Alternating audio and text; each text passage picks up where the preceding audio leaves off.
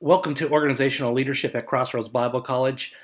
You are enrolled into an advanced level course, senior level course for probably the finalization of your leadership emphasis program. And the goal for organizational leadership is to look at the leader as he or she comes into the organization and sets about change or effective change in that particular organizational life. And so in the course books that have been selected for the class, you will be exploring, again, transformational leadership. You'll be considering possibly implementing and practicing servant leadership. You'll also be reading models of contingency leadership. And these tend to be the major leadership models that any given organization might take or adopt into its practices. And so if you take transformational leadership, that leader comes into the organization, sets about effective change, leads the organization to the next major development or major campaign. And transformational leadership is not always a long-term leader. They might stay there for a course of time and then move on to another organization.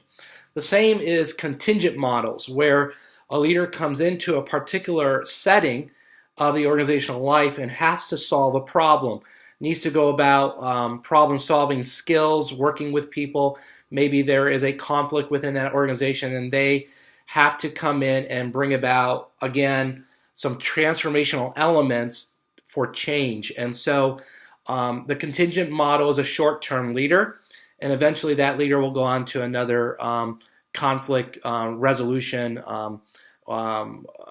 particular problem that they need to solve in an organizational life. Now, the organizational quality I like to model is servant leadership. It seems to be biblical. Not just seems, but I can identify it in Scripture, even from John 13.